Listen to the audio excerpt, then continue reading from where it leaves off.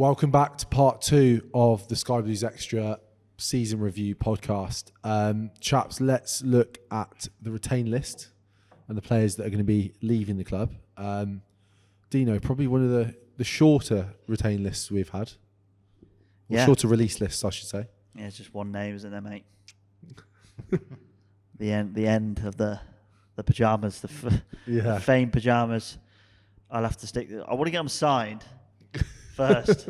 Better get it done quickly, right? He's going. He's on holiday now. And then get it framed and stick it on the wall.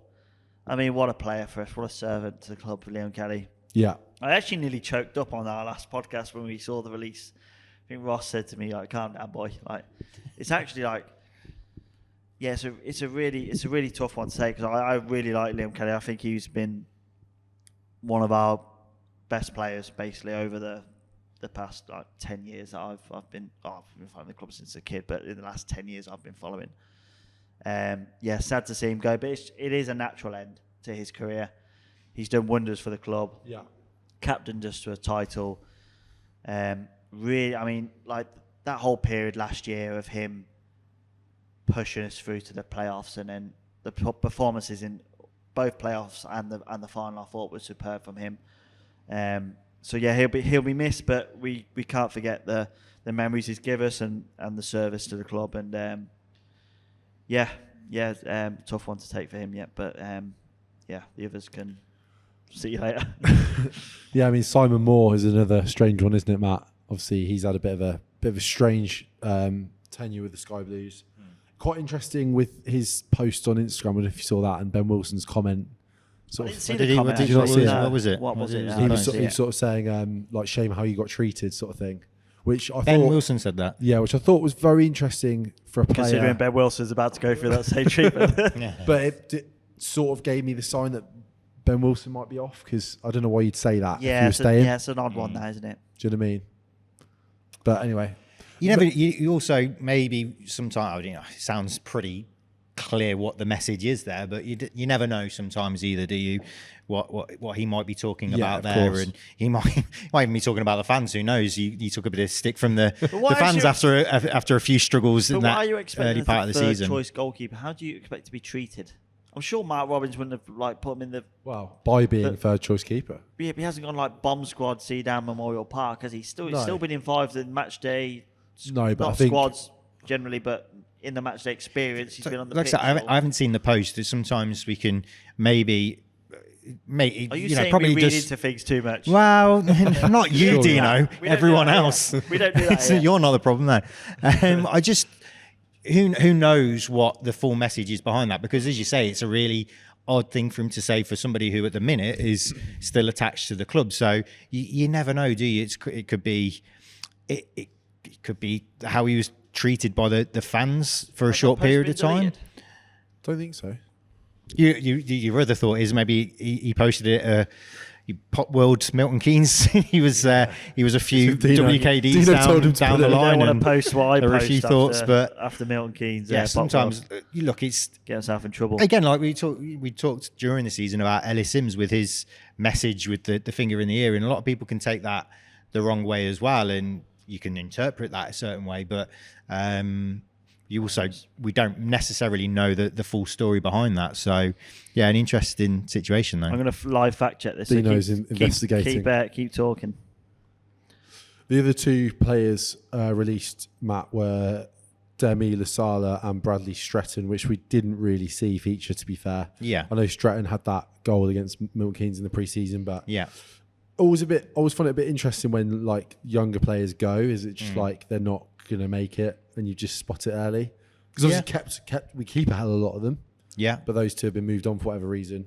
So yeah, and it could be that balance, in terms of kind of if you're talking about players at 14, 15, 16, there's probably it's 100% devastation, I guess, if you're getting released, and I'm sure they're pretty devastated as well. But it might also be that point where they're a little bit further along and they're on the fringes of potentially playing or making first team squads for us at times, and that might have at points with injuries led to them potentially being more involved than they would be. But as we talk about our progression as a football club and maybe the strength of our squads, we look at where we were that first season in the Championship, and you're kind of going, okay, there's quite a few people in the starting lineup we're maybe not too sure about. And then over the years, it's progressed to, it's a relatively strong starting lineup. And then it's a very strong starting lineup, but we're maybe a bit concerned about the bench. And then last season, maybe we thought, okay, well, the bench looked really strong until we started to get those 3-4 injuries that we saw late in the season. The next natural progression for us is we start to say, well, actually, first team players who might have been brought in on a fee or have got that experience might not be guaranteed to be in the first team squad. And for the likes of Bradley Stratton and Lasala, it might be a case of actually the opportunity for them lies with going to League One, League Two, where they can actually potentially progress their career and get into the sides. You look at a certain goalkeeper who a few people have talked about in the last week as well, who maybe a few people would like to see back at the. You're looking at me like you're really shocked by this one. I think it's just balls deep in Simon Moore's post. I am balls deep here. Over the algorithms have got me. Have you found it? But I did see this person's comment. He's chatting shit as usual on social media, which is not surprising. I won't name him, but there we go. You can probably work out most. He'll probably repost it. He normally reposts everything anyway. So, like us, the content stealers. Sorry, who are you talking about? Anyway, I'd somehow gone to Corey Adai, actually. Corey Adai, okay. The one that got away, Corey Adai. Yeah, like I said, it took him 4 years to find his place in League Two. He's not got away. I don't know if you're trying to fish for me on the WhatsApp group. You were way too far gone. No, we were talking about. I just want to close on the Simon Moore, Ben Wilson beef. Go for it. The cliffhanger we've all been waiting for. The algorithms have got me here, or that's been deleted, and I'm going to go with the deletion. Yeah. So that is the cliffhanger ending. Sorry about that. I was sent a screenshot of it, which I'll dig out and send you boys afterwards. Maybe I can just put it in here on the video. I hope I've got it now. Yeah. Maybe I dreamt it. For NA or something. Just me pointed at stuff on the table. Maybe I had a dream that Ben Wilson commented that. So you talk about goalkeepers and Corey Adai. Well, we just talked about how obviously a couple of youth players have been. I mean they're on. I mean they weren't even on the fringe, were they? No. So. And the opportunity for them might be you go to a League One, League Two team, and they could be pushing to get themselves into a squad and maybe see what they can do. So we talk about it's probably going to be a devastating thing for them, but actually there may be that little bit further along the line where you say they've had an opportunity to show enough where a League One, League Two team could potentially give them an opportunity, and they see it as an opportunity rather than maybe a totally negative thing. You look at who we've released over the years from the academy, sort of fringe reserves or however you want to call them, under 23s. Name me one that's gone on to do well or do something.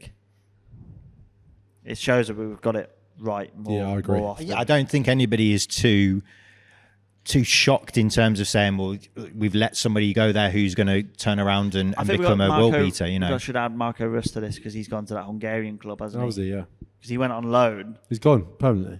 But it was like a deal with them. Okay. So is it classed as a sale? I don't know. It's a weird one. That it was a translation issue. We've got Kai Andrews has broken this year, hasn't he? To the fringes. Yeah.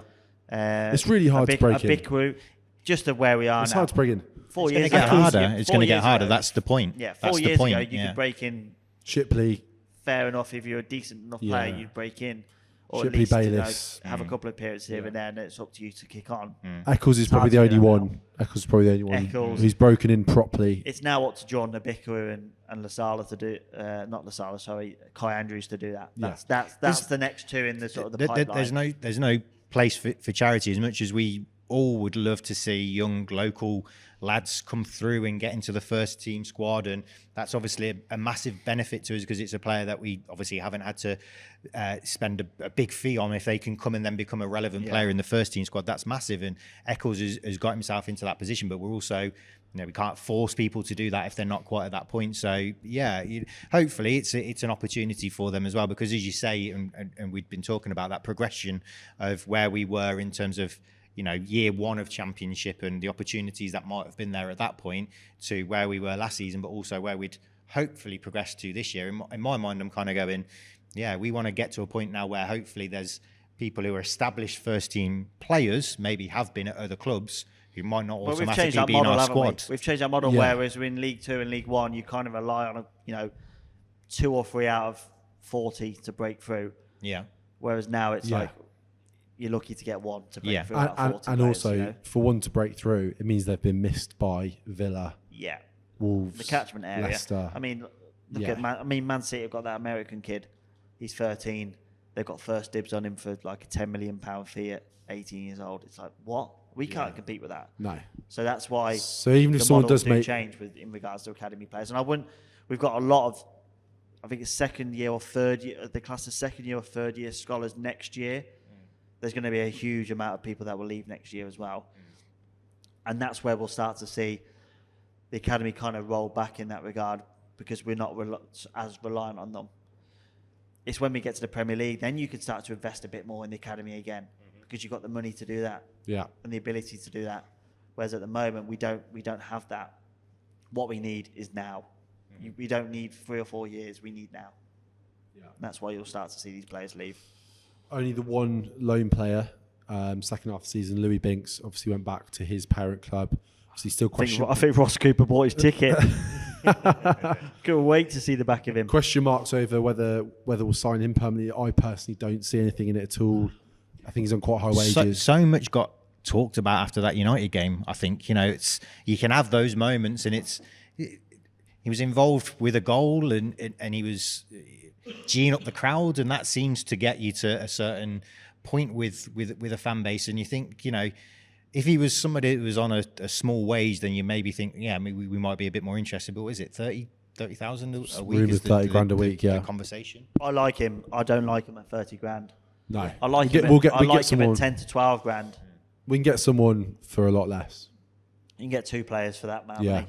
2 very good quality championship defenders for that money. It doesn't suit our model to absolutely break the bank for someone You who can't break a bank isn't on a the star left-sided player. defender. No. I mean, Especially when you've spent quite a lot in that area of the We've already pitch. spent a lot in that area. The last couple of interviewed him seasons. here. He's a really nice guy, and I think he really likes the club. Whether his demands come down because of that, to get a chance at first team football, he's also competing for that left hand spot. I also think we'll probably bring someone else in at that left hand centre half spot, as well. So is he going to want to compete in a freeway for one position basically? Probably not. Probably not. We'll see what happens with that one. We've offered a deal to O'Hare, obviously well speculated around that. Doesn't look like he's going to sign that. Various rumours, Matt, circulating. I've heard on decent authority that he's off to Valencia. It wouldn't actually that wouldn't surprise me. I think he's more suited to that. I don't see him in the Premier League. I just don't. I think he really struggled this year in that second half of the season when he had that real spurt when he come back and he was performing really well and it was gaining a lot of attention. And fair play to him. He knew what was at stake at that point. He's obviously got the attention of the scouts at that point, and he's just faded away. And that deals would have already been in place. So it wouldn't surprise me to see him go abroad, and I think he would suit somewhere like Spanish football. The point is for him to make a move to a Premier League team, there would need to be more consistency shown in his performances. And as you say, at his best, at those moments where we saw him at his best this season, and you'd say, there's a place for him in some Premier League squads, but there wasn't that consistency, I think. Plus, as unfortunate this is, he's going to have that level of stigma around somebody who's had quite serious injuries as well. At what is now not a particularly young age for a footballer. So, a Premier League move doesn't. People kind of think because you're not going to have a fee, it's just somebody's going to quite happily pay like 30 grand a week for him in the Premier League, and that doesn't happen. So I'd heard this complete rubbish, but like a Celtic and like a Valencia I'd not heard of, but it's He didn't like the rough and readiness of the Championship. I'm not sure he could deal with that in the SBL. No. That's why I think like a Portugal, a Spain, I way can more. see that. Even Italy scaled back the sort of ferociousness now. Even he would excel in those types of European leagues. So it wouldn't surprise me. And to us lot, if he goes, fair play to him. Best of luck. He's been a great servant as well to the club. We've got some great memories.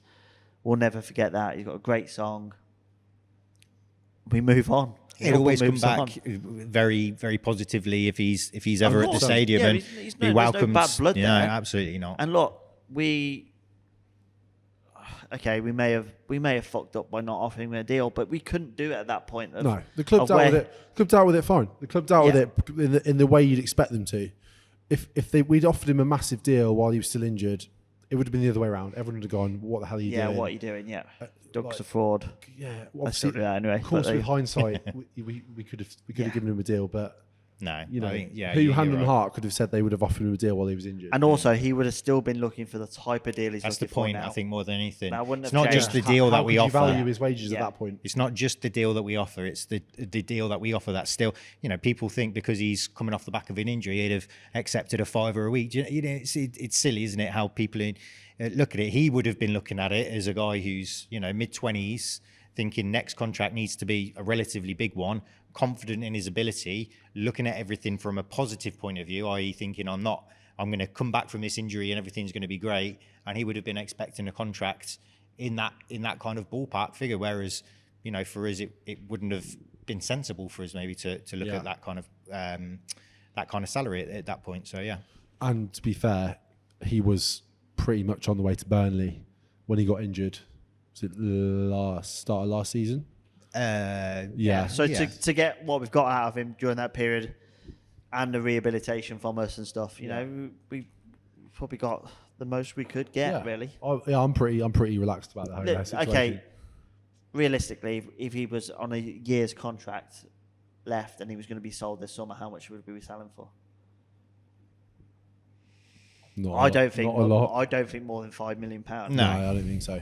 No. So we're not in sort of the regions of where Hamer and Gyökeres was. Yeah. No, exactly. £5 million, okay, it's not a drop in the ocean, of course not, but I'd rather be where we are and sort of in the sound mind to say that we're not overpaid for him when we potentially didn't know where he was heading 100%. post injury. So Yeah. I've come to terms with it. I'm fine. Yeah. And then a few question marks on certain players: Godden, Bidwell, Wilson. I've put down here. I'd add Palmer to that. Do you reckon? The Palmer situation, as far as I know, is refusing to sign a contract. Not, they just haven't met a new deal. When's his deal due to next expire? summer?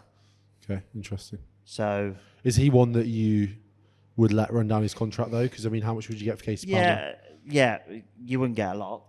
You're talking maybe $1.5 tops for someone like him. Would you let him run down his contract? I don't know. It's on the basis of what is available to bring in during the summer, because that $1.5 million could go towards something looking ahead. There's a lot to prove for him in terms of consistency. It never really shocked me. Obviously, it was the goal against Oxford in an individual moment is fantastic. But the way that he ran games like that, or against like Maidstone or against Sheffield Wednesday, there's a bit of a theme to that situation, right? It's 1 in 3, 1 in 4 as well that he does that. Yeah. You need to be the 3 out of 4 games you need to run. So the technical abilities that he has are outstanding. If he could put it all together, but it's not all put together on a consistent basis. So there's things to his game that he could potentially do where you'd say, yeah, at the minute, 1.5 million maybe is about right. If he could unlock a couple of areas to his game, he could be somebody that could, go to another level. But by the time he does that, again, you start saying, well, what age are we talking about? And that starts to factor into it as well. So it is actually an interesting one, because at the minute, for me, you take all of that out of the equation. I think he's somebody that still has a part to play for us as a squad team player, and can come in and can change games and make things happen. But the consistency isn't there where you'd say you kind of want to nail him down as your starter, you go to, really. 32 appearances, 2 goals, 4 assists in the Championship this season. Yeah. But he is a player, on his day, he can make special things happen, whether it is even a goal or assists or whatever. But he isn't unlocked that side of his game where it's, obviously he's been at Chelsea and spent a lot of years there as a youth player and gone for relatively big fees to clubs and things like that, and now plays international football. You know, people can see that ability that is in him, but also nobody's banging the door down to pay, 10 million, 15 million, 20 million pounds. Yeah, but if he has a good Copa America, then there's potential there that he could get some interest. Yeah. So it's an interesting one to look for. What do you make of the Bidwell situation? I can't see why you'd look at getting rid of him. I don't. I think it just depends who we're bringing in.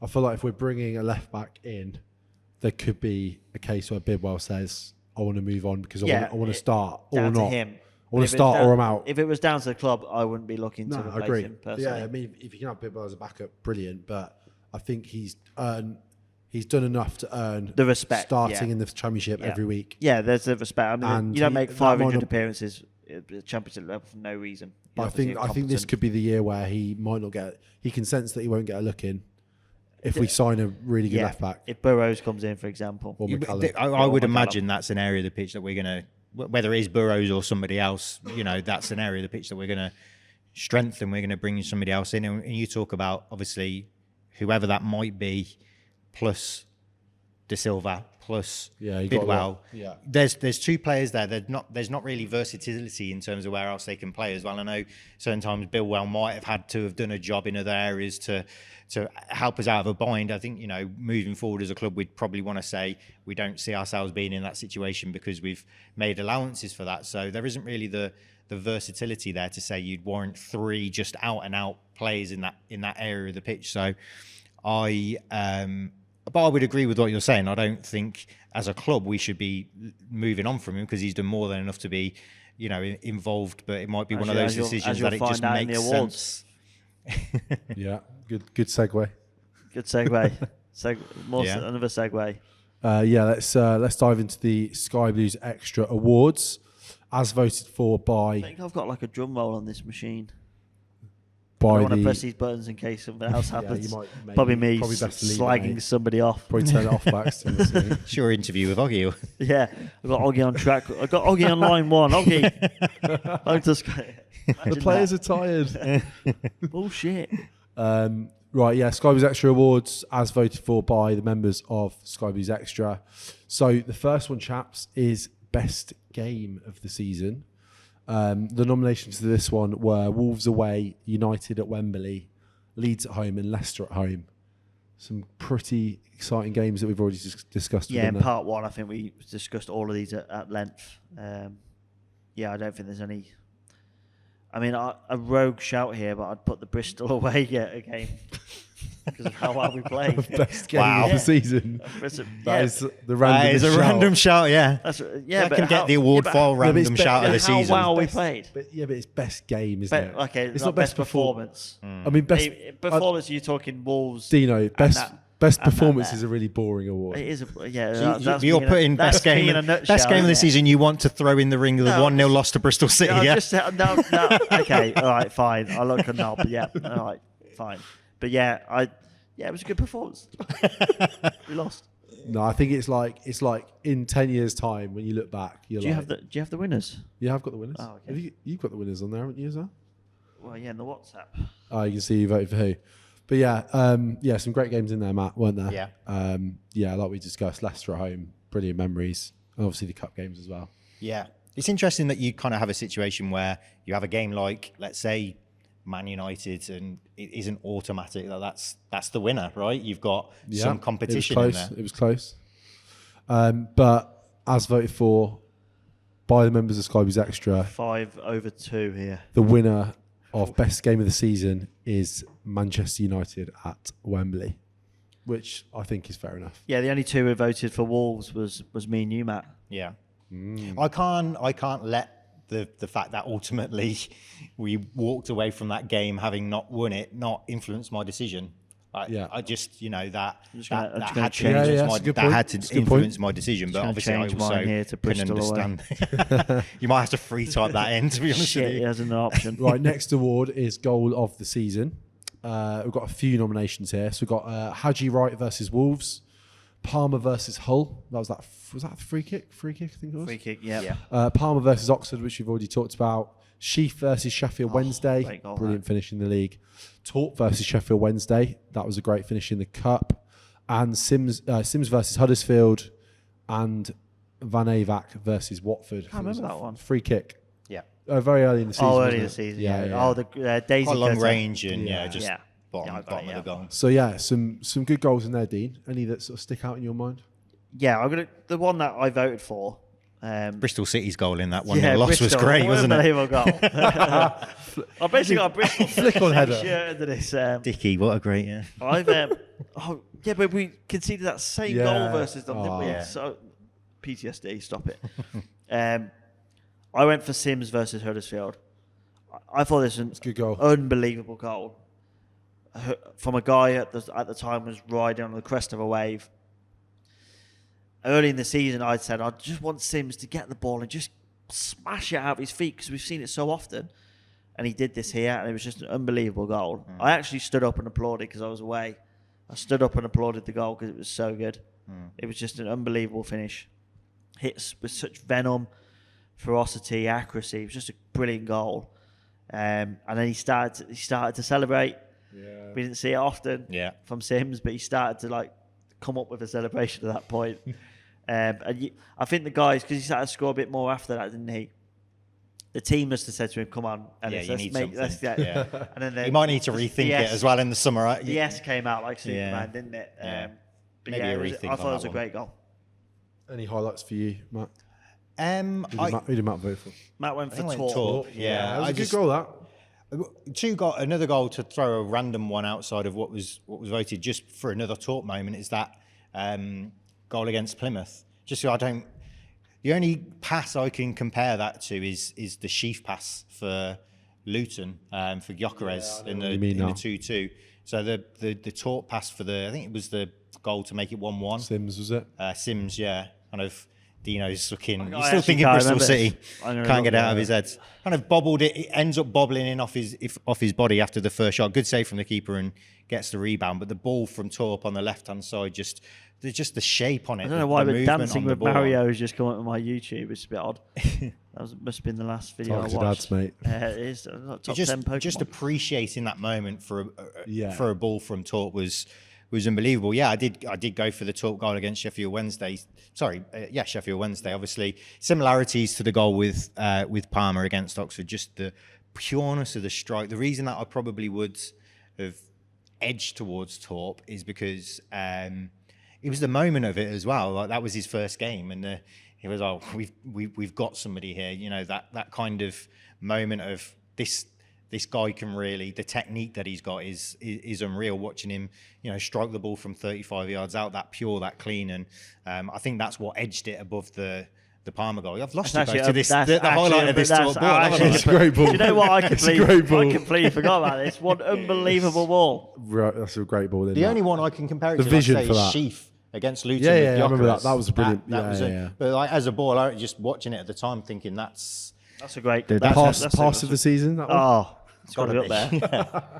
Got to be up there. Maybe we need to add pass of the season into next year's awards. Yeah, I think it was at Bristol City. No, that's a. I mean, Torp. We haven't even mentioned Torp joining the club. Like, what a signing! I think he's gone through a little sticky period where I'm seeing what happened to Sheaf early in his Cov career. I think a summer now where he can really work on.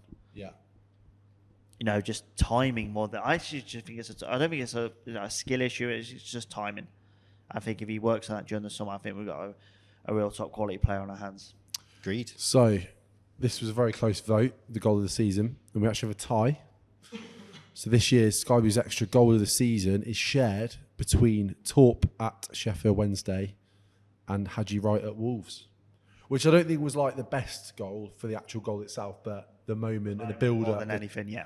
It's actually a really well-worked goal. It is a good goal. Brilliantly well-worked goal. Yeah, really good goal. It's calm, it's confident, everything that you don't expect from both Sims and Haji, is it? Yeah. Yeah, so yeah. It's a lovely goal to watch back over and over again in different languages as well with the commentary. Yeah, it's pretty cool, that, isn't it? Right, next one is most improved player. So the nominations for this one were Jake Bidwell, Ellis Sims, Haji Wright, and Josh Eccles. I feel like Josh Eccles is in this every year, which is good, right? He's constantly improving. Yeah. I think he was like our breakthrough player one year as well, wasn't he? But I think it's also a little bit of kind of 2 + 2 = 4 with him. You know, he's like still relatively young and he's a homegrown player come through so you almost want to have that representation of somebody along those lines in there. So it's but I mean, not to take anything away from the progression that he's made as well. I think he definitely does deserve his spot in there more this season than probably any other season, to be fair. I think you have to give kudos to Josh Eccles because, you know, us spending genuinely millions and millions on players now last summer, in January, and probably this summer, and for him to keep his place in the squad despite that. I think he I keeps think to he's the getting level. attention. I think And he's getting he attention. raises the bar. Other teams are, you know, are seeing, you know, the qualities he has. He's still actually kind of a rough diamond, to be honest. I mean, I asked that question probably a month or two before the end of the season. Just it hit me as a random curiosity. How much did people think if Eccles was sold? How much do you reckon he would be sold for? Well, because it's you take this with a pinch of salt from transfer market, but he's the third highest valued player in the squad. How much? I definitely take that with a pinch of €6 million. salt. I think the thing with him is the consistency, right? Yeah. I think if he was consistent, then he could be valued as much as Sheaf could. Like, if he play, you know, how good he is on his day. Mm-hmm. If he's doing that week in, week out. Sheaf's at 3.8 on here, by the way, so that's a load of shite. Well, that 6 million's not for his corners either, is it? Let's. Yeah, he should never go. Let's Should be never honest. see a corner ever again. But across those nominations, chaps, some really big improvements. Jake Bidwell, obviously, has had another great season, has come on really well. And then Sims and Hadji, very similar in the way that they both had very slow starts, as we talked about, big expectation on their shoulders, but both came through and were a massive part of our season. Were joint top scorers, weren't they, as well in the end? Yep, definitely. Winner? So, yeah, very close this one. Not too much in it. But the winner of the SkyBluesExtra Most Improved Player is Ellis Sims. An honourable mention to Josh Eccles, who was four versus 3 on this. Yeah, very close. Josh Eccles second. Very much deserved, those two. Paul and Barry, Chuckle, Ross Cooper and Ross Spence voted for Sims. Matt and yourself. It was just me, Grizo and David Moore who went for Josh Eccles. It was a very tight. It could have gone either way, that one, easily. Yeah. Our next award is Young Player of the Season. So we've gone with under 23 to qualify for this one. Actually made me realise, I didn't really know how old players were in our squad. Like, Bobby Thomas is obviously very young. But yeah, Ellis Sims, Bobby Thomas, Milan Van Avak and Louis Binks all had pretty good seasons, chaps. Yeah, I think an easy one, this one, really. Yeah, winner of this year's SkyBluesExtra Young Player of the Season, Ellis Sims. So it's easy for everyone but one person. Grizo went for Milan, which is fair enough. Yeah. But I just think Sims has contributed a lot, hasn't he, to that top end of the pitch. And I think if you took a slightly different slant to it, you could kind of throw in the way that they've kind of Milan has in particular involved himself with the club and the fans, and what he's done from that side has been huge. So there's an element of that which is even maybe exceeded just his play, which has been good in flashes as well. But it's an important part of it as well. And as we move forward and we lose certain people like Hamer and Gyökeres, and obviously likely to lose O'Hare in the next few weeks and months, it's good to know that we're still going to have that continuity of players who are going to keep that relationship between the fans and the team. So he's been an important player to us on both sides of the equation. But yeah, Ellis, I think deservedly got the nod. So we'll go to our final award, which is Player of the Season. So some nominations here: Jake Bidwell, Hadji Wright, Ben Sheaf, Bobby Thomas, Milan Van Avak and Ellis Sims. Some great performances there. I know Ross was very keen on Hadji, wasn't he? His favourite. Yeah. He made some very compelling points on the last podcast, or the one before. I can't remember which one it was. I don't listen to anyone that Ross is on. Even if you're on it yourself. Yeah, I don't listen back. I don't listen to him. He doesn't even edit it. He makes Dave edit it. Yeah, Dave, listen to this. I can't listen back. I'm done. But yeah, some brilliant performances, but I think pretty obvious who the winner's going to be here. So yeah, winner of SkyBluesExtra Player of the Season is Ben Sheaf. Yeah, David Moore, Ross Spence, Grizo, yourself, Wardy, and yourself, Matt, I've voted for Sheaf. Ross for Hadji, and I went for Jake Bidwell. I just think he's had outstanding season. I just thought defensively he was solid, made some incredible blocks, I think, which have been overlooked in a lot of the season. Attacking wise, he's just come into like a new lease of life, like a free role, which we didn't expect. And the experience he's just brought to the team, he's like one of those players who's been through this journey before in the Championship. And we can't like underestimate how much that experience is key. Going into next year, that's another thing. Like we're losing so much experience next year with the likes of Kelly and Simon Moore. Yeah. They've been around the block. They know what the crack is. We lost Fads. Players like Bidwell are so key in keeping that sort of essence in the changing room and on the pitch as well. So yeah, I thought he just had an outstanding season. I think did he win the JSB? He won something at the player of the. Not sure. He won some kind of like player of the season award, or was it community player of the season award? Yeah, I'm not maybe sure. something like that. Sure. It's certainly not a point where you say it's a wild claim to say Jake Bidwell as being in the conversation for player of the season. It's not a wild claim at all. Not anywhere near as wild a claim as Bristol City. Bristol City away as the game of the season. That's a wild one. Or Birmingham. Jake Bidwell we can live with. Birmingham to be the what was it? Birmingham to get I said Birmingham was the team to watch, and bloody hell, weren't they the team to watch? Spot on again. So much there to watch. They got relegated. There you go. It's a good Well prediction. played. Watch this team because they're going to do something you don't expect. Yeah. No, great shout. Absolutely Relegation. fantastic. There you go. Job done. I've done my job. All right, we'll move on and just talk about a couple of the sort of hot topics at the moment before we finish. Season tickets are out. Came out last week, the week before. Don't we know it? And you won't believe it.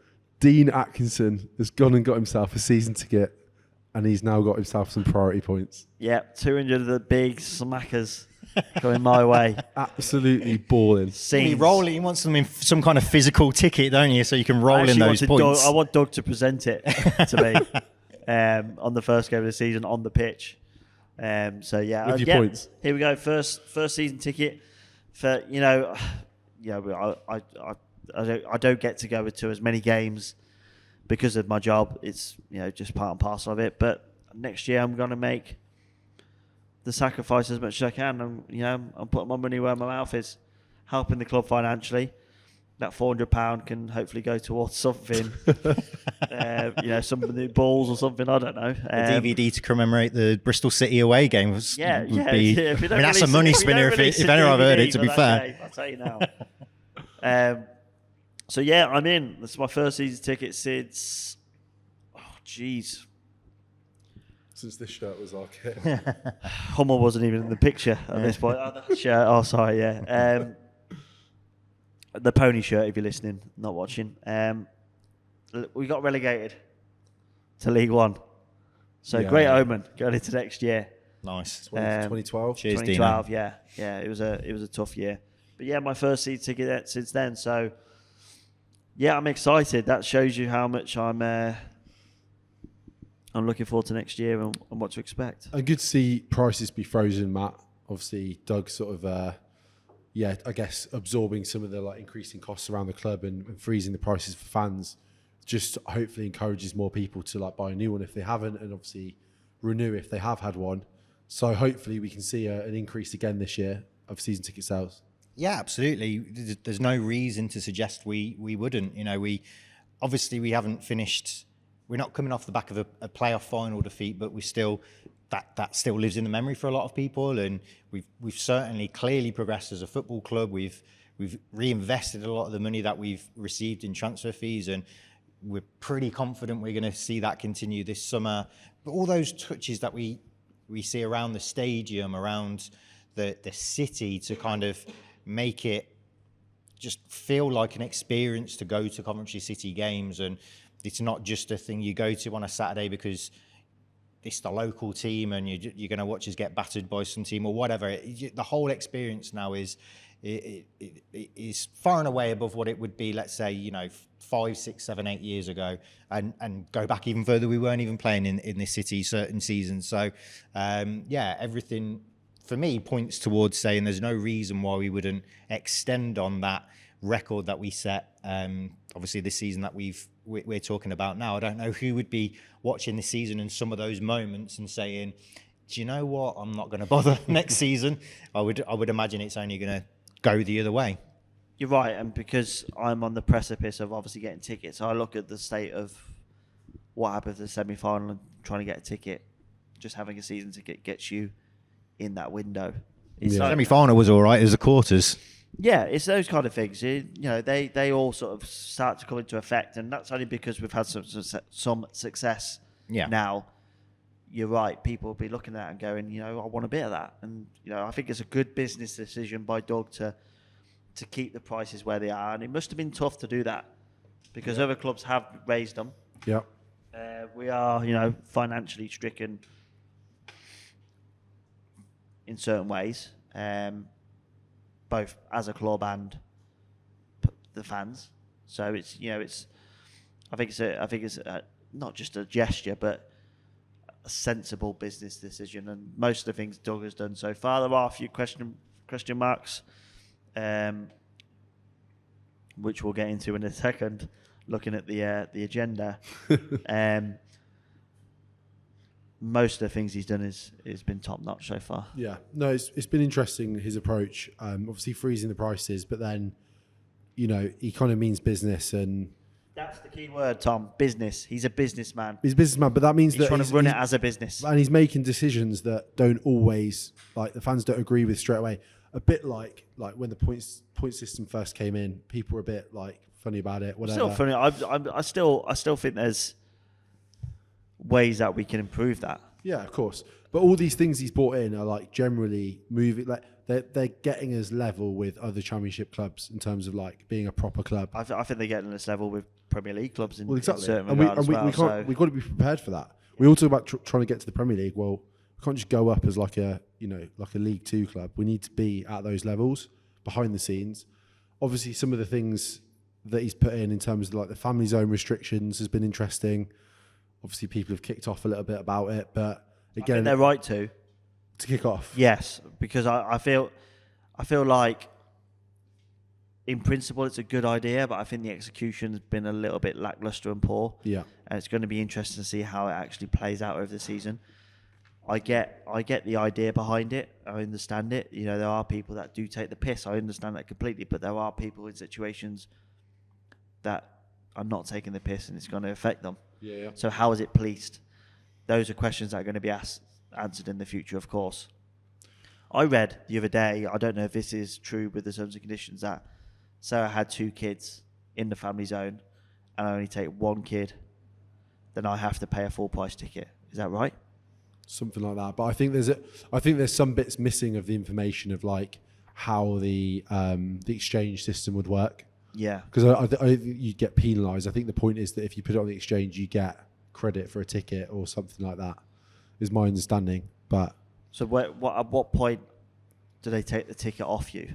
Because I don't agree with that in any way, shape or form. If you purchase something, they shouldn't be able to take it off you on the basis of you not going to the game. Because they've already taken the money off you. Yeah. You're paying. I think it's just that it's not it's a very reduced price ticket. And right. I think the idea behind it is... I read it, is it Jodie Turner, the way I read her post, which was, well thought out. It sounded like they have to pay for a full price ticket. Yeah. But I think the problem you've got is because those tickets are so low priced for the season, it's literally is it 250 quid for an adult, 50 quid for a kid or whatever, that they're so low priced that people are just buying them and sitting on them and not actually going to enough games. Yeah, I get that. But there's 2 parts to That's the the people bargain. taking the piss, right? Yes, you can pay for your ticket and you're within your rights to do what you want, but Doug's got a good point. We need people at the ground supporting the team. There's 2 sides to it. We need the ground full, right? But then why does it have to be a full price ticket? Why can't there be a difference? Say you've paid $2.50 for this ticket, then the price should be £15 if you're not bringing your kid along. I don't agree. I don't agree with paying another full price. I think that's ultimately what it's supposed to be. I just don't think the club have explained it very well.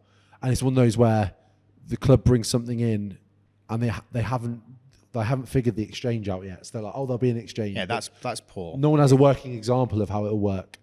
It's poor. So, and you see people yeah. comment and they're saying, you know, we'll tell you about that at some Here's other an point. example, or- You know, it's kind of, how- well, no, how no, will no, this hold work on. when this happens? And Again, you you're can't like, ask we for don't really know support at and the ask moment. people to buy something and say the details of it will kind of tell Yeah. you how that will affect What they you need to sort out somewhere is down the the away line. fans in the boxes next to the family zone kicking off. That's a priority. Sort that out. Yeah. All that sort of shit. The ultimate point is we obviously will have to say that, you know, there's going to be mistakes made and things that aren't perfectly ironed out, and we've seen examples of that. You know, anybody would try and claim that the club is now at a state, it's either one way or the other a lot of time with football fans, isn't it? It's owner is the best thing that's ever been, or the absolute worst Or nightmare that you've ever hashtag not had. my king. Yeah, as some people say. So, but the honest truth of it is, there's as good as whoever might think the club is ran now, there's still going to be mistakes, there's still going to be issues, and it's about how you react to that, how you put that right, and what you do about it. So that's still to be seen on a couple of those issues, even though, you know, probably majority of things we're still quite happy with how it's been set out. But there's a couple of situations there which you know, maybe haven't been handled Back to the ideally drawing by- board. by Like for idea, sure. good in principle, but just needs a bit more Yeah, figuring Bit out. tweaking, yeah. I just think like we've progressed so quickly as a club. Like it was only about 5 or 6 years ago when you could buy a season ticket for quite cheap. You could pretty much sit where you want. There was no priority points. It was a bit of a free for all, to be honest. But now 4,000 people in the 30,000. That's why. yeah, right. And it's like now we're in the Championship, pushing to be in the Premier League. We're selling out. We're probably going to be selling out most weeks. We're giving less tickets to the away fans. Like we've got safe standing. There's like a lot of things happening, and some restrictions and rules have to come alongside that to make it work. Yeah. I totally You agree. know, Premier League clubs have exchange systems and these Yeah. things in place. So we're starting to get into that thing of like, I mean, imagine if you watched a Premier League game in a midweek and there was empty seats, you'd be like, "What's that about?" I think But you do at the Etihad. I know, but like, you know, they have to sell their tickets on an exchange, and that's how that works. And you know, it's getting towards that like maturity. Yeah, I don't disagree with it at all. I just think it just needs tweaking It's and how you working bed out it in properly. and Yeah, it's how properly you communicate it's how it. you implement it. I just don't 100%. think that kind of thing at the moment, the way it currently sits and sounds, I just think it's wrong personally. Yeah. Safe standings coming in as well, Matt, which is exciting. Should help the atmosphere as well.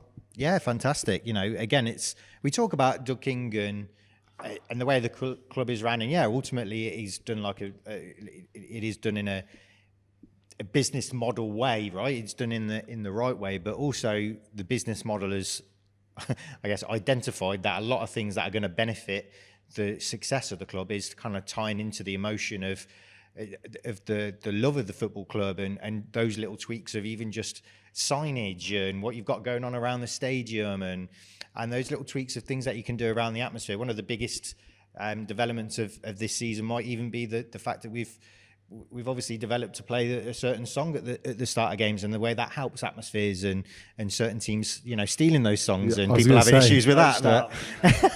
Wow. Yeah. But yeah, it just shows, it's ran like a business, but that business is understanding the football elements of how important they can be and how they can benefit the business side, because you do those things right and you sell more season tickets. And then something like this, again, that experience that we can have in the stadium.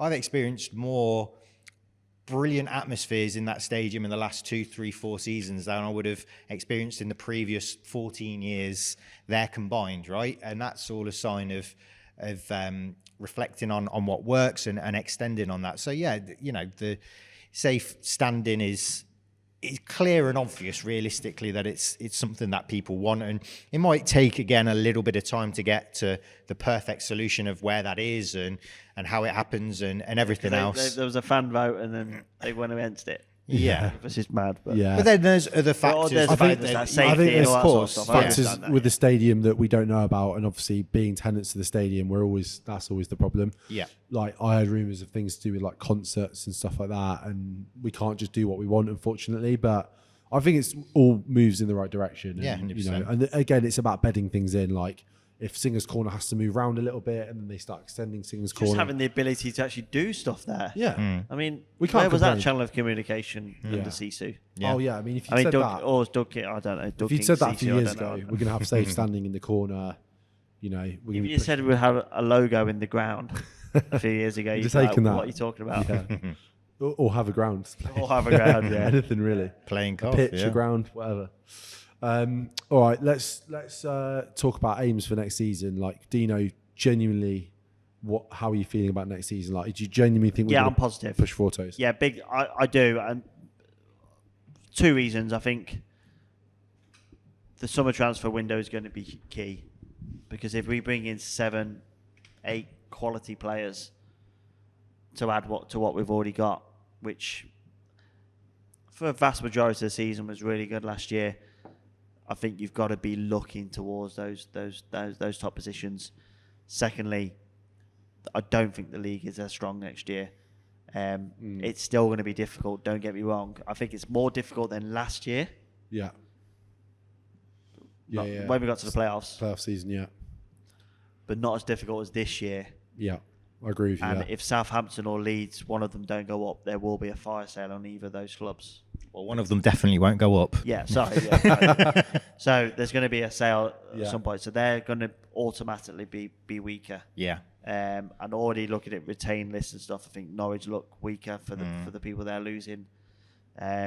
West Brom might not push again. West Brom, the situation with their owners are key. I know they've got new owners, but are they going to invest as much as what West Brom need to reach the next level? Probably not. A couple of years. Might take, that goes in our favour because we're maybe a year ahead of that. Yeah, agreed. So teams coming down. I'm not too scared of. Sheffield, there are poor Starting side. on -2. Issues again, minus points. Luton Gonna lose Hamer as well because he'll stay in the Premier League. Can't envisage him staying in the Championship. Or we get him with 10% off. Oh yeah, God, don't start that as well. For God's sake. Luton, all their money is going to be used towards facilities, new ground, new training ground. They'll have to just clear their squad out again. Barkley's going to go. Townsend's going to go. Who's the left back? What's his name? Doherty's. No, not Doherty's. That's Wolves left back. Can't remember. There's a Doherty there, but not sure. No, it's Doughty. It's Doughty, not Doherty. Yeah. So he'll go. Adebayo and Carlton Morris both showed they've got a bit about them. Yeah. So Premier League teams, especially ones that go up, might take chance on them. Burnley, Company looks like he's going to be after Bayern, which is a wild one. Bonkers. I don't think they're as strong coming down as they were coming down a couple of years ago. I think the big point is actually the teams coming down this year. There's a lot more question marks than there would have been about Leicester, Southampton, Leeds. Because they could afford to keep that what was they had, always, the nucleus, in my mind, really. that was guaranteed almost that they're going to be in the top 6 at the very least. Like top so 4. then you're fighting for 3 spots if you want to qualify playoffs out of 3 that are already pretty much there. I think we're maybe a little bit too. I think we would be naive to completely rule these teams out. If there's no, we're not doing that. If there's points deductions for certain teams, that's obviously gonna hurt. And like a Sheffield United, I think just get rid of Wilder, please. If you're Sheffield, well, from my perspective, keep him because just what is going on with that guy. But if a couple of decisions for them will be quite key. If they make the right ones, you just don't know. Burnley again, you have to respect that these teams have got resources beyond what we have, even just from maybe a year in the Premier League. And we talked about Sheffield United and like comparing ourselves to them, and the fact that they were already at that point where they were maybe 8, 9, 10 players ahead of us before they've had another season of Premier League football. So I think it's a little bit naive. I'm not saying that this is what we've said, but you hear people on Twitter again, and they're already kind of. It's as if they think Sheffield United are going to get relegated or whatever. To completely rule these teams out would be can't do that. Nice, it's stupid, really. To do that. But there definitely isn't that same thing in thinking. Yeah, probably if we really stopped and thought about it last season, 3 of 6 was decided. It was nailed on, and you were probably fighting for 3 spots if you wanted to make automatics or playoffs. This year, I don't think anybody's got a guaranteed spot or a right to be in that top 6, to be honest with you. Maybe whoever loses the Leeds Southampton game, but as you say, there's already been that conversation around if whoever doesn't win that game, they're going to have to go through a bit of a fire sale. So even there, it might be a little bit questionable. So that's the difference. But also, I would expect those teams to impact the top 6 in some regard as well. We're in a very comfortable position going into next year. I think it's quite clear the trajectory that we're on and the plan in place. It's just about implementing that, and I think it's going to be a long summer.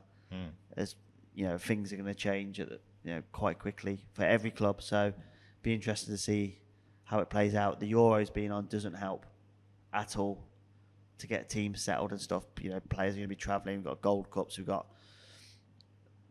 whatever it is in South America and all that sort of stuff. So there's a lot of stuff happening this summer. So, but we've got more time this year. There is physically more time, but I also think there's less time because of all the football that's being played in general. Yeah.